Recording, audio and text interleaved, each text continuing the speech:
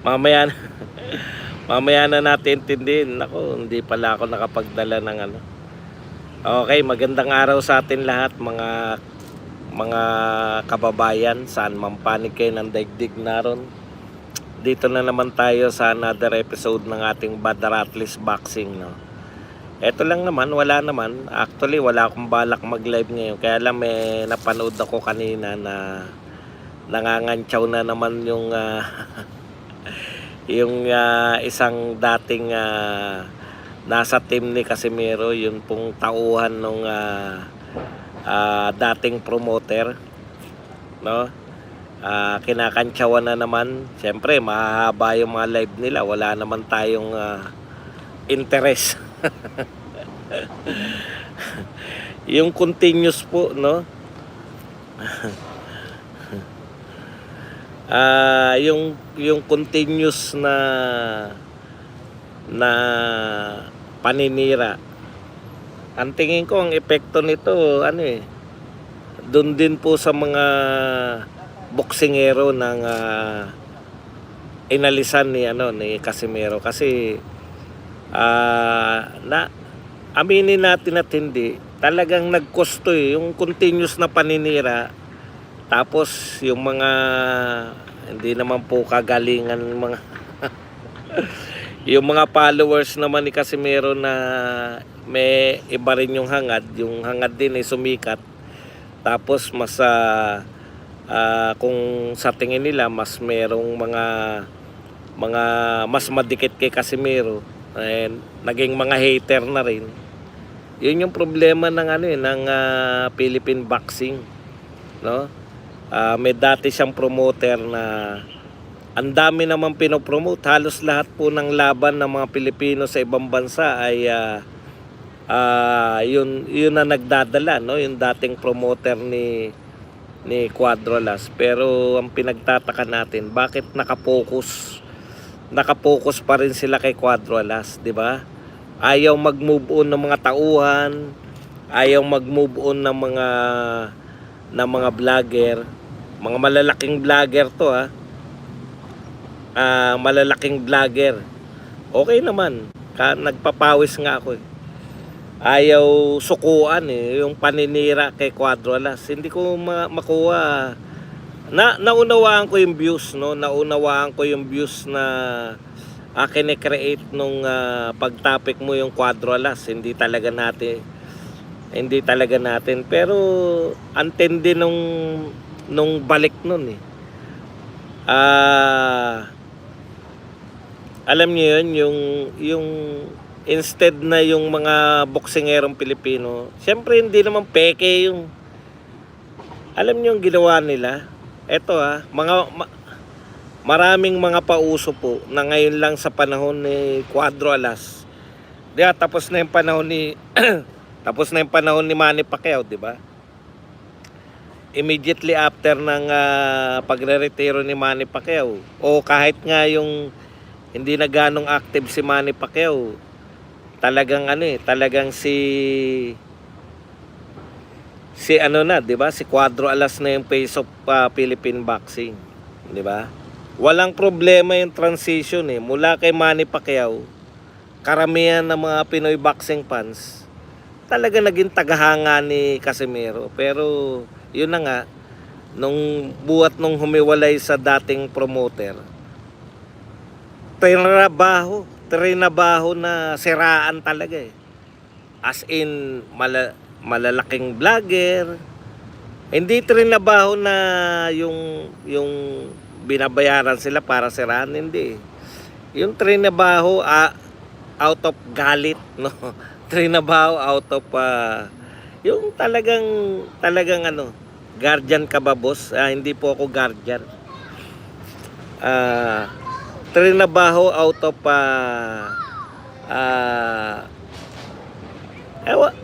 hanggang ngayon di ko rin maintindihan, no, sa mga vlogger, yung mga vlogger na malalaki. Bakit nyo inano ba kayo? Talagang hindi ko talaga makuha Nauunawaan ko yung pinanggalingan na promoter, di ba? Yung may vlogger na galing doon sa promoter na yun.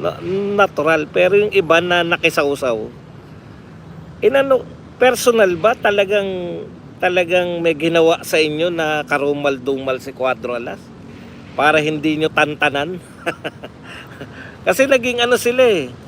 Kumbaga, hindi man nila aminin nung mga malalaking vlogger na to, hindi man nila aminin, talagang kinasangkapan sila, no? Maaaring hindi nila alam yun dahil bukal sa loob nila yung pagkagalit kay Cuadro Alas eh. Hindi nila kinakailangan ano eh. Hindi nila kinakailangan na na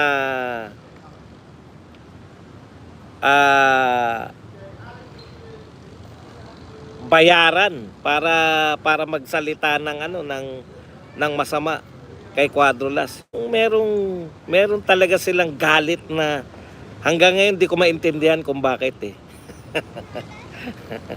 Yung mga ano lang, yung palapitan, talagang magagalit yung kasi kung ang purpose mo ng pagiging kung ang purpose mo ng paglapit kay Cuadro Alas ay para sumikat at yun lang yung tanging paraan mo para ka makilala, yung nakadikit ka na nakadikit, magagalit ka nga kay Cuadro Alas kasi nariyan na sila Joseph tsaka si Rich doon. Kasi yun yung way nila para magkaroon ng konting popularity. Kita nyo naman si Badong, ano ba naman pakialam ko dyan, hindi nga ako dumidikit. Pero tuloy-tuloy lang yung pagsuporta kasi totoo naman mga fans lang tayo no? Maraming tinuro sa atin itong mga hater. Sa panahon lang ni Cuadro Alas, nagkaroon ng tinatawag nating dapat fan ka ng isang promotion, hindi ng boxer. Parang buhos-buhos. Alam niyo yun? Ito. Ikaw, ganito yung ganito yung napauso eh. Ikaw, kung Pinoy boxing fan ka, is either fan ka ni Cuadro Alas or fan ka ng promotion na inalisan ni Cuadro Alas. Kaya damay-damay. Kung fan ka ng promotion, lahat ng boxer, fan ka ng boxer, maliban kay Cuadro Alas. Hindi ko maintindihan kung bakit naman yung mga boxing fan.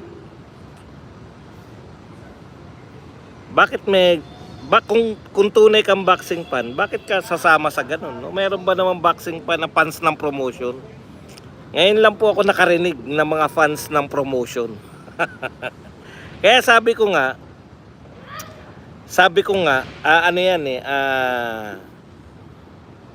hindi naman talaga totoong boxing fan yung mga yon, kundi fan sila nung mga vlogger. No? Si tanungin mo, baka wala na panood na laban niya maliban kay Cuadro Alas. Yun yung pagkakaiba nung boxing fan eh.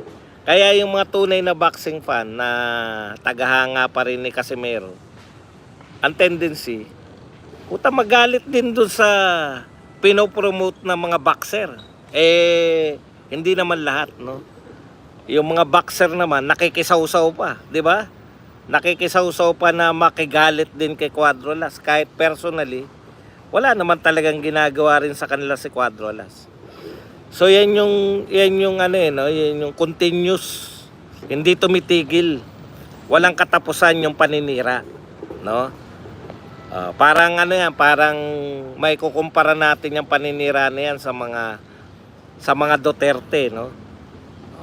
Continuous. Kaya lang ang problema, hindi naman tatakbo si Cuadro Alas. Bakit nyo kinakailangan siraan na walang katapusan? Hindi naman siya politiko, di ba? Boksingero siya eh.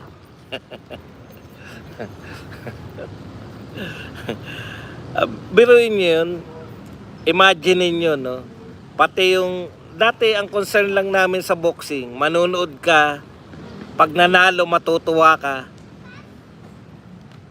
Pero eto puta, nanalo na si Cuadro Alas, parang ang sama ng ginawa ni Cuadro Alas. Hater talaga eh. Iba talaga yung no? Pag hater talaga, wala kang makikita na maganda sa tao. Katulad nung last fight. Lugi si Cuadro Alas dun eh. Kasi gusto niya matuloy ang laban. Tinanggap niya yung pinaka-worst na maaring tanggapin na isang boksingero. Worst na parang anong tawag doon? Lugin-lugi talaga siya eh. Worst na sitwasyon na kinakailangan mo malugi. No?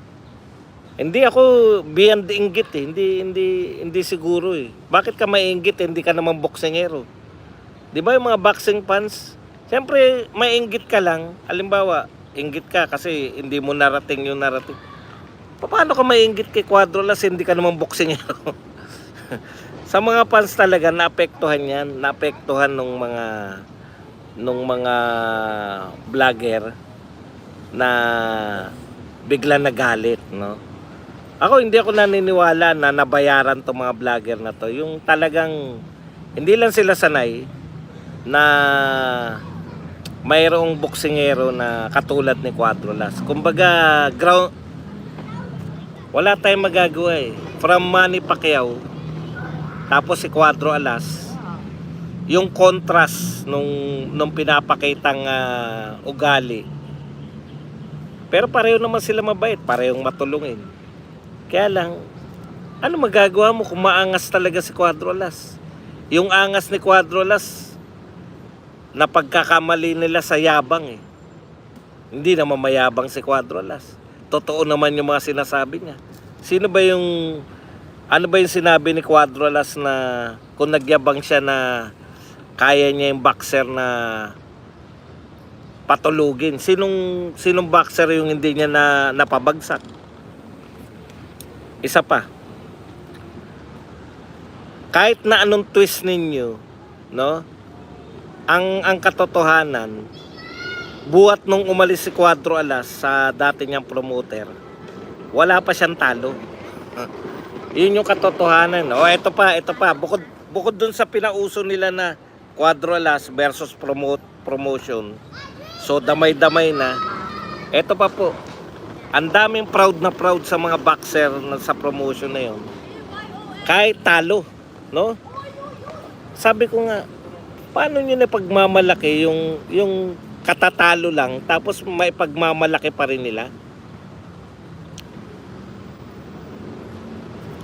Ano to?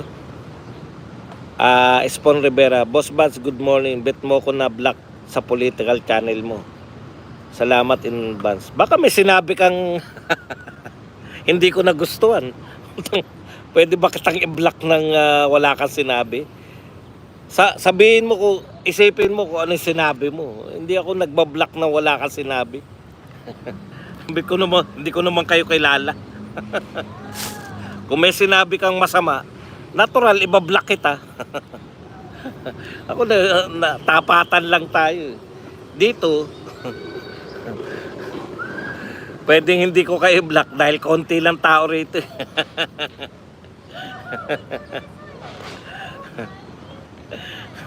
Okay, balik tayo rito. Isa pang pinauso nila. Pinauso nila na kahit manalo si Cuadro Alas o kahit na umayaw yung kalaban, no? Dapat, 'di ba, ang daming laban ni Cuadro Alas, lalo na yung dalawang Hapon, si Oguni at si Akaho. Pucha, nagawa pa rin nilang kantsawan si Cuadro Alas. Ito hindi ko na talaga maintindihan. Ano ba realidad? Binugbog ni Cuadro Alas yung dalawang Hapon eh. Si Oguni at si Akaho, di ba?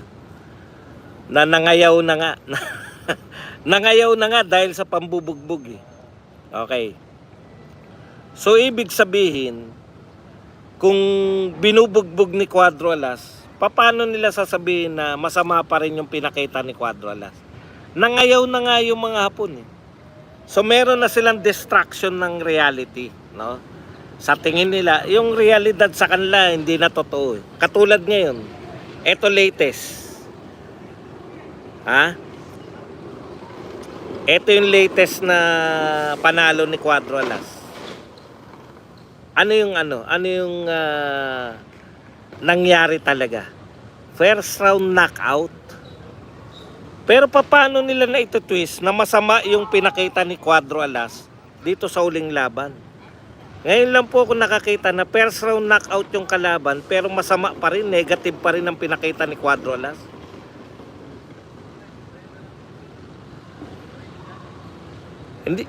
Hindi ko maintindihan talaga yun. Yun talaga hindi ko maintindihan eh. Paano nangyari na titignan mo pa rin na negative yung isang boksingero kung first round knockout? First round knockout nga eh.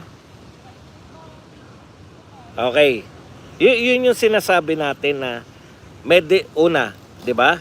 Pinauso nila yung Cuadro Alas versus promotion. Ikalawa nilang pinauso, distortion. Distortion ng katotohanan. Anong katotohanan sa kanila? First round knockout, pangit yung pinakita ni Cuadro Alas. Kahit bali-baliktarin mo yung mundo ng boxing, wala akong nakita na kahit sinong boxing analyst na magsasabi na pag yung boksingero first round knockout, ni-knockout ang kalaban, masama pa rin ang pinakita. Baka masama dahil makasanchez sila.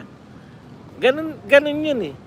Pero kung sasabihin mo na maka-Cuadro Alas ka pero hindi ka sang-ayon sa ginawa ni Cuadro Alas, first round knockout, hindi ka pa rin sang-ayon.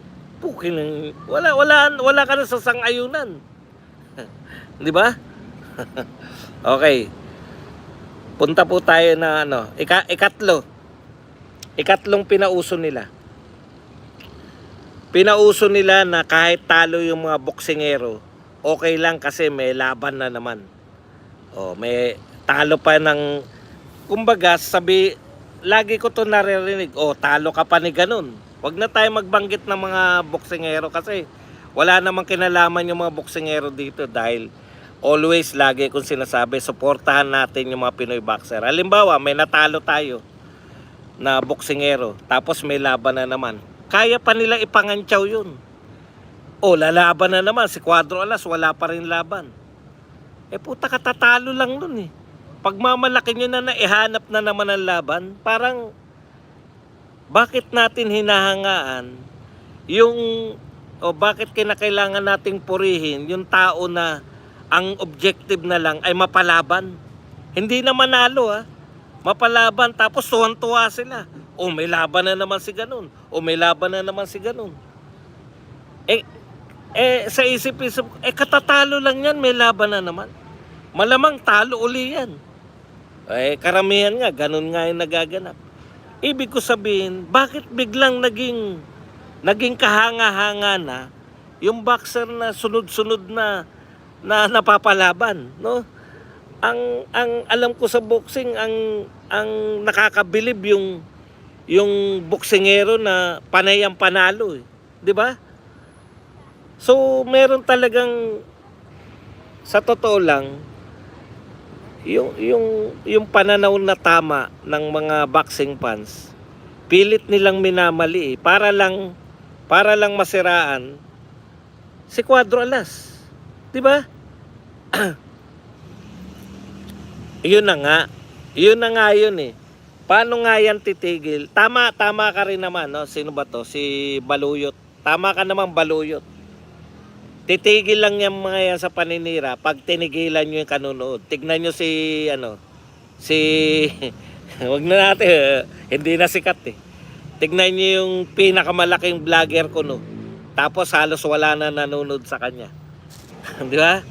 Kasi inano nyo na eh, niresolve nyo na, hindi na kami. Kayo nagdadala niyan eh. Kayo ang nagdadala niyan. Yung mga boxing fan, no? Hanggat tinatapik nila si Casimero, tapos pinanunood nyo. Hanggat sinisiraan nila si Casimero, tapos may nanonood, itutuloy nila yan. Di ba? Pero kung wala na nanonood dahil wala namang sasabihin hindi, doon lang naman sa sinabi ni Badung ang mga sasabihin nito. Tignan nyo ganito lang formula nila. Pinalabas nila, it's Casimero versus promotion. Sino pong tao na ang ka-rival niya ay promotion? Meron po bang boksingero? Ang alam ko sa rivalry, boksingero versus boksingero. Eh. Ngayon lang ako nakarinig ng rivalry, boksingero versus promotion. Eh, ang hirap ano nun. Mahirap unawain. Ikalawa, yung maganda na yung pinapakita, pilit pa rin lang pinasasama. At ikatlo, eto, no, yung masaya na may laban. Pucha, sabi ko, hindi dapat ganito yung attitude ng mga boxing fans, no. Manood tayo ng boxing. Pag lahat ng Pinoy boxer, suportahan natin, no. Pag merong mga magandang laban, i-take natin na maganda. Pag pangit yung laban, puta, pag umayaw yung kalaban, bakit nyo sisisihin si Casimero, umayaw na nga kalaban?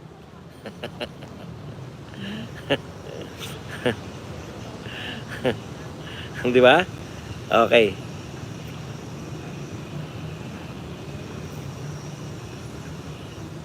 Sige, yan lang po ang ating topic. Pwede na po tayong komento. Totoo yan, Kuya Buds. Madaming vlogger